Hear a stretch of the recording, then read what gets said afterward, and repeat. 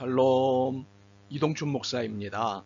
오늘도 여러분의 삶이 주님의 평안으로 가득하시길 기원하며 하나님의 말씀을 나누겠습니다. 오늘 주시는 말씀은 출애굽기 12장 37절에서부터 42절의 말씀입니다.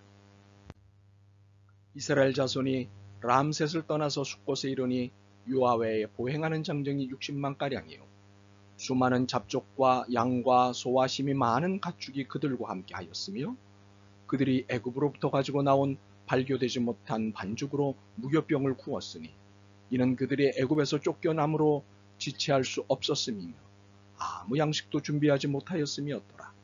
이스라엘 자손이 애굽에 거주한 지 430년이라 430년이 끝나는 그날에 여호와의 군대가 다 애굽 땅에서 나왔은즉 이 밤은 그들을 애굽 땅에서 인도하여 내심으로 말미암아 여호와 앞에 지킬 것이니 이는 여호와의 밤이라.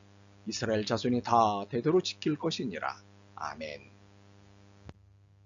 출애굽기 12장 37절로부터 42절 말씀을 본문으로 출애굽 신앙이라는 제목으로 말씀을 나누도록 하겠습니다.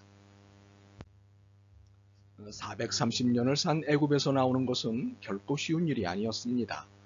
바로가 놓아주지 않았기에 어려웠습니다. 애굽의 모든 허드렛 일을 하는 이스라엘을 놓아줄 리 없었습니다. 힘세지, 숫자 많지, 이렇게 조건 좋은 노동력을 내준다는 것은 어려운 일입니다. 그런데 애굽에서 나오는 것이 쉽지 않았던 데는 다른 이유도 있었습니다. 그것은 이스라엘 자신이었습니다. 430년이라는 결코 짧지 않은 시간에 애굽이라는 환경에 깊게 동화되어 있었기 때문입니다. 그래서 애굽인들보다도 힘도 세고 숫자도 많았지만 애굽의 종으로 사는데 만족했던 것입니다. 그렇게 하나님은 출애굽을 통해 이 모든 것을 걷어내고 싶으셨던 것입니다. 그리고 하나님이 하고 싶으신 것이 있으셨습니다. 무엇일까요?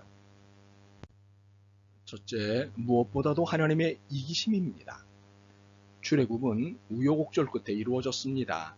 긴 영적 싸움 뒤에 야오던 출애굽이었습니다. 물론 한 방에 끝내실 수도 있는 하나님이십니다. 그럼에도 긴 과정을 거치신 이유가 있으십니다. 천하의 하나님만이 참 신이심을 보여주시기 위해서였습니다. 한 방보다는 긴 과정을 통해 하나님이 이기시는 것을 보여주심으로 점차 많은 사람들이 하나님을 인정하기 원하셨기 때문입니다. 그래서 우리는 아주 힘든 과정을 거쳐 얻어낸 출애굽이라는 사실에서 하나의 말씀을 만납니다. 그것은 우리가 얻은 구원이 쉽게 얻은 듯하나 실은 엄청난 영적 전쟁을 통과한 것임을 알아야 합니다.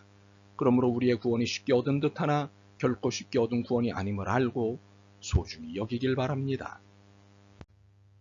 물론 시간을 길게 하신 데는 더 많은 이들이 구원받기 원하시는 뜻도 있었습니다. 베드로후서 3장 9절입니다. 주의 약속은 어떤 이들이 더디다고 생각하는 것 같이 더딘 것이 아니라 오직 주께서는 너희를 대하여 오래 참으사 아무도 멸망하지 아니하고 다 회개하기에 이르기를 원하시느니라. 그러므로 하나님은 출애굽과 동시에 이스라엘의 무교절을 지킬 것을 명하신 것입니다. 무교절이 무엇입니까? 하나님의 구원에 대해 감사하고 찬양하는 축제일입니다. 하나님의 이기심에 대해 경배하고 그 앞에 항복함을 재차 고백하는 날입니다. 그러므로 우리가 매일 드리는 삶의 예배에서 하나님의 이기심, 위닝이 선포되고 하나님의 능력이 항복하는 삶이 되면 좋겠습니다. 둘째, 출애굽은 하나님의 채워주심을 경험하는 사건입니다. 출애굽과 함께 이스라엘은 애굽의 누룩을 다 포기해야만 했습니다. 그래서 누룩 없는 빵을 먹어야만 했습니다. 그러나 누룩을 포기하는 대신 애굽 사람들로부터 은금 패물과 의복을 취하였습니다. 사실 취하였다는 말은 약탈의 뜻입니다. 그래서 어떤 이들이 이것을 보고 이스라엘과 이스라엘의 하나님을 부정적으로 말합니다. 약탈의 하나님, 약탈을 시키시는 하나님이라고 말합니다. 그러나 이것은 하나님에 대해 모르기 때문에 하는 말입니다.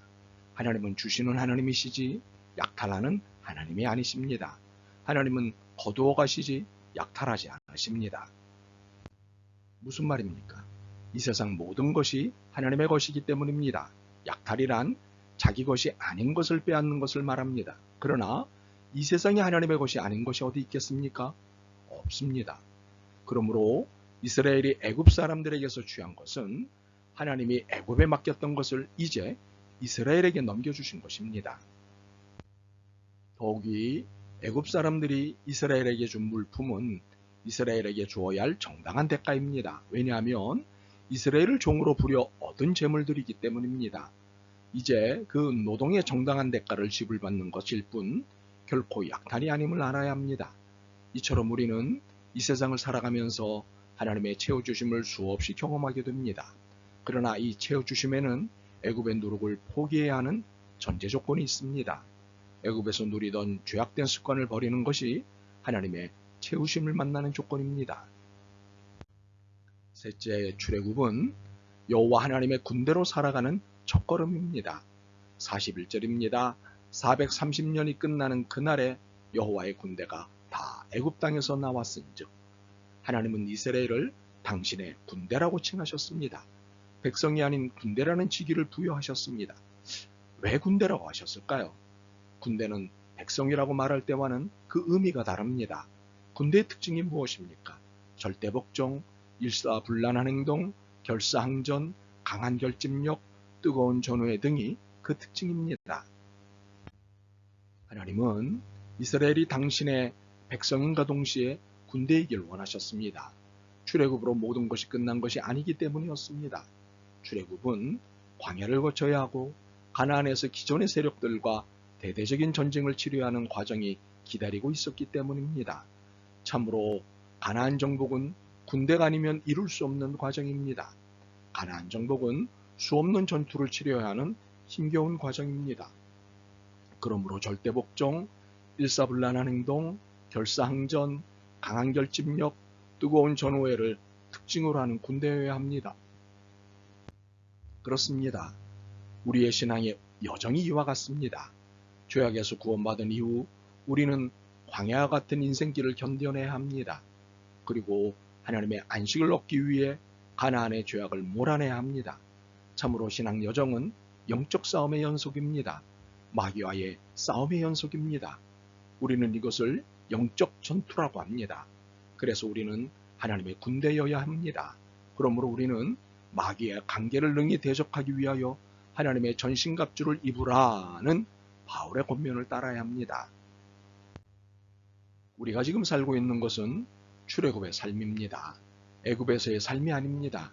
그러므로 애굽에서 살던 습관을 떨쳐내야 합니다. 그리고 하나님의 군대로 살아야 합니다. 그래야 하나님의 이기심과 하나님의 채우심을 계속해서 경험하게 될 것입니다. 말하기는 여러분의 신앙과 삶이 절대복종, 일사불란한 행동, 결사항전, 강한 결집력, 뜨거운 전후회로 꽉 채워지기를 소망합니다. 아멘. 주님, 아직 저희들의 신앙적 삶의 여정이 출애굽 이후 사막길임을 깨닫습니다. 아직 가야 할 길이 있기에 고통스럽습니다. 그러나 주님의 군대로 살겠습니다. 이 영적 전투에서 잘 살겠습니다. 도와주옵소서. 예수 그리스도의 이름으로 기도드립니다. 아멘. 오늘도 여러분의 믿음과 삶을 응원합니다. 사랑합니다.